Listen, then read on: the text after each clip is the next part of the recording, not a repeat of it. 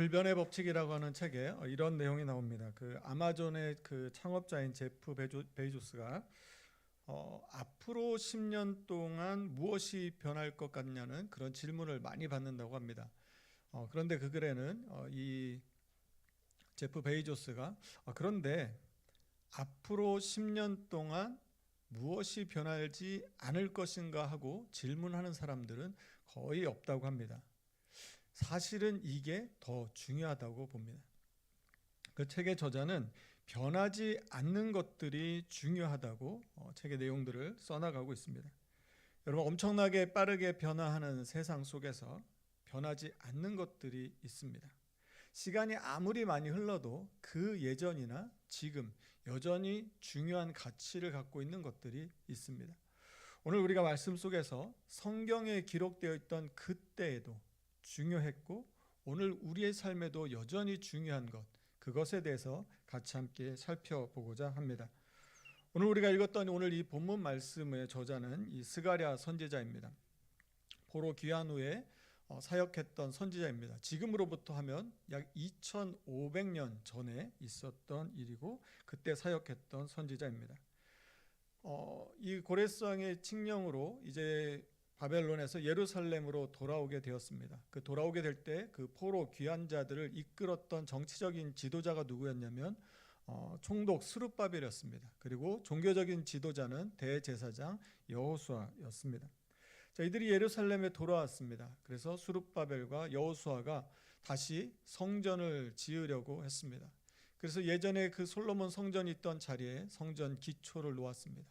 자, 성전 기초를 놓으니까 예전에 솔로몬 성전을 보았던 어른들은 그걸 보고 대성통곡했습니다. 왜냐하면 그 화려했던 솔로몬 성전은 온데간데 없고 포로에서 돌아왔으니 뭐 별로 가진 것도 없는 그 상황에서 성전을 짓는다고 하니까 지금 하는 일이 너무나 초라해 보였던 것입니다.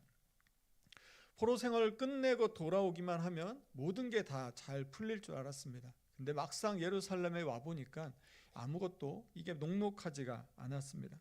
하나님의 성전을 지을 수 있다는, 다시 하나님을 예배할 수 있다는 그 기대와 희망을 갖고 왔는데 이 일이 생각보다 쉽지가 않았습니다. 그들을 가로막는 이 벽이 있었던 것을 나중에 깨닫게 되었습니다. 근데 가만히 보니까 이게 벽이 아니라 큰 산처럼 보였습니다. 그들을 가로막고 있었던 첫 번째 큰 산은 무엇이었냐면 방해자들이었습니다. 이스라엘 백성들이 성전을 재건한다는 말을 듣고 사마리아인들과 그 주변에 있었던 사람들이 대적자들이 되어 그들 앞에 나타납니다. 그 성전 재건을 못하게 하려고 관리들한테 뇌물을 써가지고 계속 막습니다. 계속 민원을 넣어서 계속 고발해서 못하게 막습니다. 그렇게 막은 시간이 얼마냐면 무려 16년이었습니다. 두 번째 큰 산은 무엇이었냐면 이스라엘 백성들의 비협조였습니다. 이 성전 재건하는 일을 그들은 아주 작은 일이라고 생각했고 그래서 멸시했습니다. 그리고 성전을 다시 짓자고 이제 시작을 했는데 바로 가로막힌 것입니다. 그러니까 무슨 생각을 했냐면 어차피 성전을 못 지을 바에는 우리 집도 없는데 우리 집부터 짓자고 생각하기 시작했습니다. 그리고 성전 재건은 어차피 지금 못하니까 지금 안 해도 된다는 것이죠.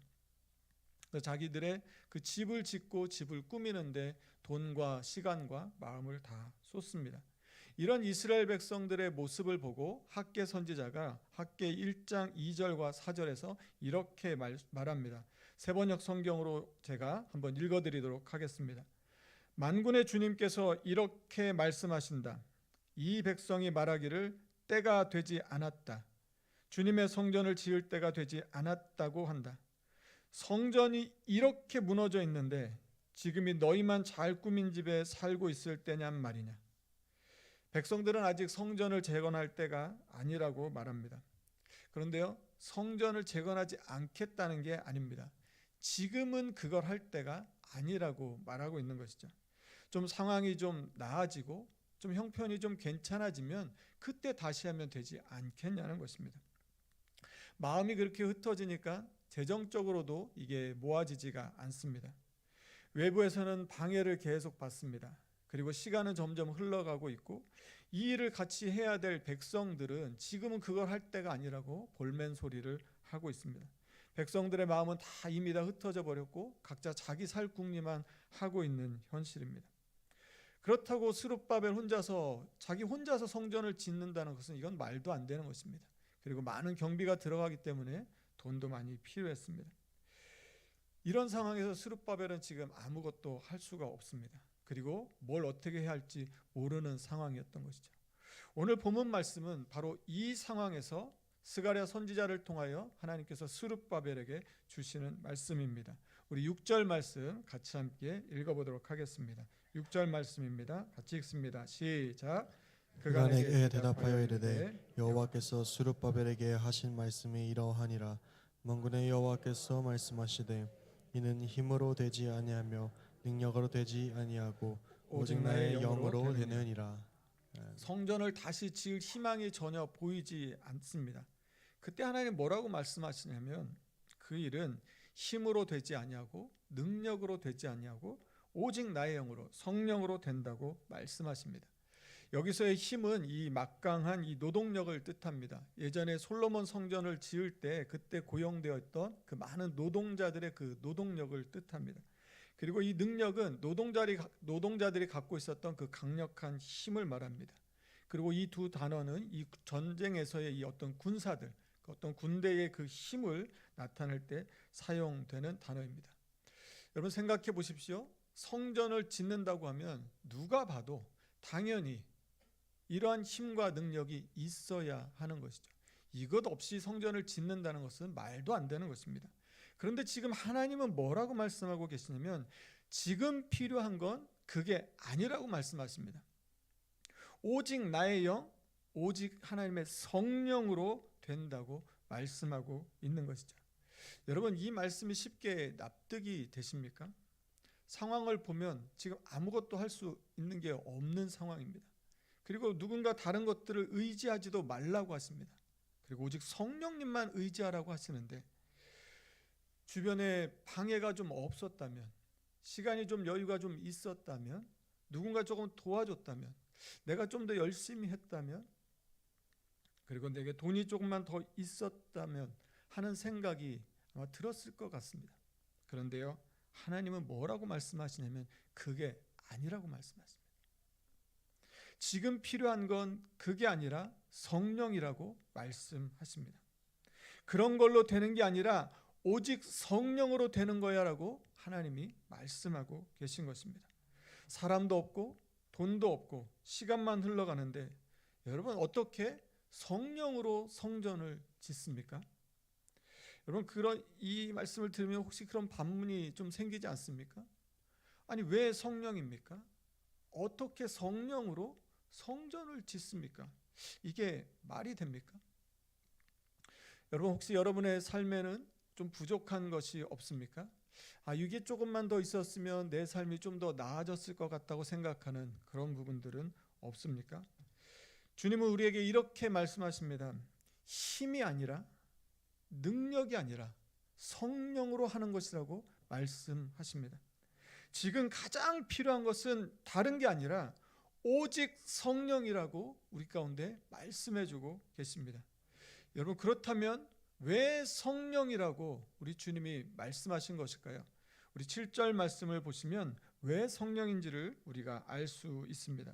우리 7절 말씀도 같이 함께 읽어보도록 하겠습니다. 같이 읽습니다. 시작. 근사나 내가 무엇이냐?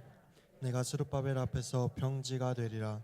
그가 머릿돌을 내놓을 때에 무리가 외치기를 은총이 그에게 있을지어다 하리라 하셨고. 여러분 성령님이 누구십니까? 창세기 1장 말씀을 보면 하나님이 천지를 창조하실 때 그 수면 위에 운행하셨던 분이 바로 성령님이십니다. 성령 하나님은 창조의 하나님이신 것이죠. 출애굽기 15장 말씀을 보면 이스라엘 백성들이 홍해를 건너갔을 때 그 바닷물이 벽이 되게 세우신 분이 누구라고 나오냐면 성령님이라고 나오시는 것이죠. 성령님은 누구십니까? 구원자이신 것이죠. 왕과 선지자들의 마음을 움직여서 감동시키셔서 하나님의 역사를 이루게 하신 분이 누구십니까? 바로 성령님이신 것이죠. 바로 그 성령님이 내 안에 계시면, 그 성령님이 내 안에 살아계셔서 내 안에 성령으로 충만해지기만 한다면 지금 내 눈앞에 보이는 나보다 한참 더 크고 높고 견고해 보는 그 산들을 향해 담대하게 외칠 수 있다는 것입니다. 산을 평지가 되게 만들어 버릴 수 있다는 것이죠. 여러분, 갑자기 스룹바벨의 상황이 바뀐 것은 아무것도 없습니다. 성령께서 내 안에 계시면, 성령께서 내 안에 살아 역사하시면, 성령님 우리의 삶 가운데 담대함을 주셔서 우리의 연약한 이 두 주먹에 힘을 주실 줄로 믿습니다. 움츠렸던 이 어깨를 활짝 펴고 당당하게 나설 수 있는 용기를 주실 줄로 믿습니다. 아무리 넘어지고 실패하고 좌절해도 다시 일어날 수 있도록 발목에 힘을 주실 줄로 믿습니다. 뭐라고 설명할 수 없는데 세상을 바라보는 그 눈빛이 달라집니다. 조금 전까지만 해도 산이었습니다. 분명히 무너질 것 같지 않고 도저히 어떻게 넘어갈 수 없을 것 같은 너무나 높고 큰 장벽이었습니다. 그런데 그 산 앞에 마주 설 수 있는 용기가 생깁니다. 꿈쩍도 하지 않을 것 같은 그 산을 향해서 담대히 외칠 수 있는 힘이 내 안에 일어나는 것입니다.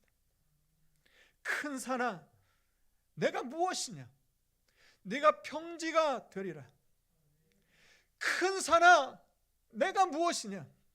내가 평지가 되리라. 믿음으로 선포할 때 산은 더 이상 산이 아니고 문제는 더 이상 문제가 안 되는 줄로 믿습니다. 여러분, 그런데 우리는 그동안 어떻게 살아왔습니까? 우리의 삶에 문제가 닥쳐올 때 우리는 어떻게 반응했습니까? 어떤 그 장애물과 그 방해자들 때문에 여러분 절망하고 원망하고 낙심하지는 않으셨습니까? 그 사람만 없었으면 잘 됐을 텐데, 하필 그때 그 일만 없었으면 내가 괜찮았을 텐데 하며 그 지나간 세월들을 보며 한숨을 쉬고 아쉬워하고 계시지는 않습니까? 도와주는 사람이 없어서 낙심하고 돈이 없어서 좌절하고 계시지는 않으셨습니까? 그래서 우리는 항상 무엇을 생각합니까? 힘과 능력을 생각하는 것이죠. 그러니까 내가 힘이 있어야 된다고 생각해서 힘과 능력을 키우기 위하여 우리의 시간과 우리의 돈과 우리의 마음을 쏟으면서 살아오지 않으셨습니까? 여러분, 그런데요, 그래서 여러분의 삶이 좀 나아지셨습니까? 그래서 여러분의 삶에 있는 문제들이 다 해결되고 이제는 아무 문제 없이 살고 계십니까? 제가 지난주에 그 본 책 중에 그 책에 나오는 중간에 나오는 책 한 장의 제목이 이런 제목이었습니다. 한국인에게 돈이 부족하다면 믿으시겠습니까? 이 책이 말하고 있는 것은 뭐냐면 우리가 한강의 기적도 이루었고 그리고 글로벌 문화도 이제 선도하는 세계적으로 이제 괜찮은 나라가 되었다는 것입니다. 우리 경제도 이제는 규모가 크게 있어서 좀 잘 사는 나라가 되었다는 것이죠. 그런데 한국인들은 실질적으로 빈곤함과 크게 다르지 않은 상태에서 살고 있다고 이 책이 진단합니다. 그래서 다양한 그 원인과 이유들이 있는데 그 이유들로 인해서 점점 스스로 소멸해 가고 있는 게 우리나라의 현실이라는 것입니다. 그런데 그 원인 중에서 가장 큰 원인을 뭐라고 짚었냐면 대한민국에 돈이 없다는 것입니다. 그래서 이 책 제목이 너무나 좀 이게 자극적이고 도발적입니다. 제목이 뭐냐면 자살하는 대한민국입니다. 우리는 사실 지난 어느 때 과거보다 훨씬 더 잘 살고 있습니다. 그리고 열심히 잘 살기 위하여 노력하고 애쓰고 있습니다. 그런데 한번 둘러보면 공동체가 다 무너져 버렸습니다. 돈은 많이 버는 것 같은데요, 정작 쓰려고 하니까 쓸 돈이 없는 게 우리의 현실이 되어버렸습니다. 여러분, 결국 무슨 말입니까? 우리의 힘과 노력만으로는 안 된다는 것입니다. 나만 열심히 잘 살면 되는 줄 알았는데 대한민국이라고 하는 이 나라는 극단을 향해 치닫고 있다는 것이 이 책에서 이야기해 주는 것이었습니다. 여러분, 그러면 우리가 말씀 속에서 우리에게 주시는 우리의 이 문제의 삶들을 풀어갈 수 있는 답은 무엇입니까? 힘과 능력으로는 안 되지만 하나님의 성령으로는 된다는 것입니다. 스룹바벨에게 하나님이 말씀해 주십니다. 큰 산아 내가 무엇이냐? 내가 평지가 되리라. 내 힘과 능력으로 삽과 도구를 가지고 가서 큰 산을 한 삽 한 삽 떠서 산을 옮기는 것이 아니라는 말씀입니다. 성령으로 믿고 담대히 선포할 때 하나님께서 그 가운데 역사해 주신다는 것입니다. 오늘 본문 7절 중간쯤에 보시면 그가 머릿돌을 내놓을 때에 무리가 외치기를 은총은총 은총이 그에게 있을지어다 하리라 하셨고, 이 말씀 무슨 말씀이냐면 성전이 완성될 것이라는 말씀입니다. 실제로 에스라 5장 1절과 2절 말씀을 보시면 이 학개와 스가랴 선지자의 이 말씀을 듣고 다시 성전을 재건하기 시작합니다. 제가 1절 말씀을 읽어드리겠습니다. 선지자들 곧 선지자 학개와 이도의 손자 스가랴가 이스라엘의 하나님의 이름으로 유다와 예루살렘에 거주하는 유다 사람들에게 예언하였더니, 우리 2절 말씀은 같이 읽겠습니다. 시작. 스알디엘의 아들 스룹바벨과 요사닥의 아들 예수아가 일어나 예루살렘에 있던 하나님의 성전을 다시 건축하기 시작하며 하나님의 선지자들이 함께 있어 그들을 돕더니. 여러분, 지금 이때는 아직 왕이 다시 지으라고 허락해 준 때가 아닙니다. 이걸 알았죠? 그래서 방해자들이 바로 왕한테 고발해 버립니다. 여러분, 이제 왕이 알게 되었습니다. 알게 되면 이제 큰일이 나는 상황입니다. 그러나 하나님의 말씀만 의지하고 성전을 재건하기 시작했습니다. 에스라 6장 8절 말씀에 보면 다리오 왕이 그 사실을 이제 알게 되었습니다. 그런데 여러분, 무슨 일이 일어났는지 아십니까? 왕이 자신의 재산을 가지고 이 성전 건축이 다 완공될 때까지 계속해서 지원해 주라는 명령을 내리게 됩니다. 왕의 허락도 없이 성전 건축을 시작했는데 힘으로 하지 않고 능력으로 하지 않고 하나님의 말씀을 붙들고 오직 성령으로 시작하니까 16년 동안 멈춰있던 일들이, 그렇게 계속해서 방해를 받았던 그 일이 단번에 해결되는 역사가 일어난 것입니다. 오늘 하나님께서 우리에게 말씀하십니다. 우리에게 있는 큰 문제, 큰 산이 가로막고 있다면 힘이 아니라 능력이 아니라 오직 하나님의 성령으로 그 문제들을 향하여 나아갈 때 하나님께서 그것을 평지가 되게 해주신다고 우리 가운데 말씀하고 계십니다. 두려워하지 말고 산을 향해 외치라고 말씀하십니다. 큰 산아 내가 무엇이냐? 내가 평지가 되리라. 큰 산아 내가 무엇이냐? 내가 평지가 되리라. 이 말씀을 듣고 스룹바벨이 성전을 재건했던 것처럼 우리의 삶에 수없이 많은 문제들, 너무 커다란 문제들 앞에 있는 우리 오늘 예배하는 우리 모든 성도님들이 이 말씀처럼 삶의 모든 문제가 평지가 되는 은혜와 역사가 있기를 간절히 축원합니다. 여러분, 중요한 것은 무엇입니까? 내가 선포하는 것입니다. 내가 그리고 그렇게 살아가는 것입니다.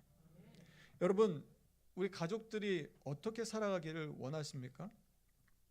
그 작가 스토미 오마샨이 자신의 책에 이런 글을 적었습니다. 아내는 이미 모든 것이 끝난 것처럼 보이는 순간에도 모든 것을 잃었다고 생각되고 승리를 자축하는 원수의 소리를 듣는 순간에도 마지막 순간까지 믿음을 포기하지 않는 남편을 볼 때 안심한다. 그녀는 하나님이 남편과 함께 하실 때 불가능이 없으며 기적이 일어날 것이라는 소망을 가진다. 제가 다시 한번 이제 아내 대신 남편을 넣어서 읽어드리겠습니다. 남편은 이미 모든 것이 끝난 것처럼 보이는 순간에도 마지막 순간까지 믿음을 포기하지 않는 아내를 볼 때 안심한다.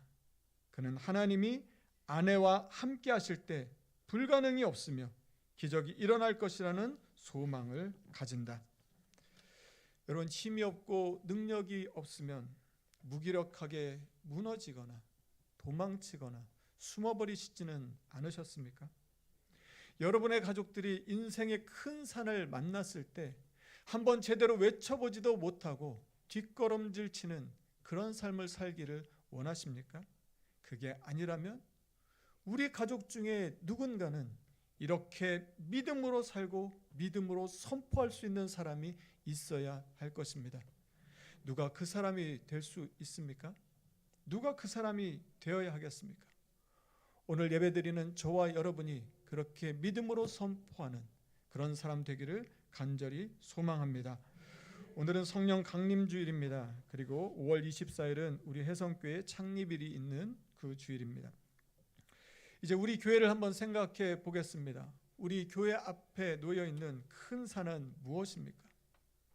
그것이 무엇이라 할지라도, 그것이 아무리 크다 할지라도 우리가 오늘 이 성령의 충만함을 입어 성령을 의지하여 믿음으로 선포하며 나아갈 때에 우리 앞에 있는 모든 산들이 평지가 되는 놀라운 역사가 있게 될 줄로 믿습니다. 지난 17일 금요일 새벽 기도회를 마치고 새벽 기도회 참석 인원을 보고를 받았습니다. 새벽 기도회 참석 인원이 20명이었습니다. 그런데요, 저는 그 보고를 받고 막 가슴이 복받치고 마음이 막 흥분되었습니다. 다른 사람들이 볼 때 새벽 기도회 20명은 뭐 어떨지 모르겠습니다. 그런데요, 제가 볼 때 이 새벽을 깨우는 우리 교회 성도 20명은 다른 교회 100명보다 1000명보다 훨씬 크고 훨씬 위대하게 보였습니다. 그리고 저는 하나님께 감사 기도를 드렸습니다. 하나님, 감사합니다. 우리 성도들이 다시 기도의 자리로 나와 하나님 앞에 엎드리기 시작했습니다. 다시 하나님을 부르짖고 찾기 시작했습니다. 하나님, 기도하는 성도들에게 성령을 충만히 부어 주시옵소서. 성령의 사람, 기도의 사람이 되게 하여 주시옵소서. 우리 성도들이 아무리 큰 문제 앞에서 큰 문제를 만났다 해도 그 앞에 위축되지 않고 큰 산을 평지로 바꾸는 믿음의 사람, 성령의 사람이 되게 하여 주시옵소서. 오늘 이 말씀은 2500년 전에 예루살렘으로 돌아왔지만 성전을 재건하려고 했는데 방해에 막혀서 아무것도 할 수 없었던 스룹바벨에게 하셨던 말씀입니다. 이 말씀은 그때나 지금 이 시대나 오늘 우리가 살아가는 삶이나 앞으로의 삶 속에서도 여전히 변하지 않고 동일하게 역사하는 하나님의 말씀인 줄로 믿습니다. 오늘 내가 나의 힘과 능력이 아닌 성령을 의지하며 나아갈 때, 그래서 그 큰 산을 평지로 바꿔가는 삶을 살아갈 때 우리 곁에서 우리를 지켜보던 이들도 그런 믿음의 삶을 살게 될 줄로 믿습니다. 특별히 43년 전에 이곳 우리 교회를 세워주신 하나님 우리 교회가 성령 충만한 교회, 믿음 충만한 교회가 되게 하여 주시옵소서. 우리의 힘이나 능력이 아닌 오직 성령으로 되는 교회, 오직 성령으로 되는 우리 모든 성도님들이 다 되시기를 주님의 이름으로 축원합니다.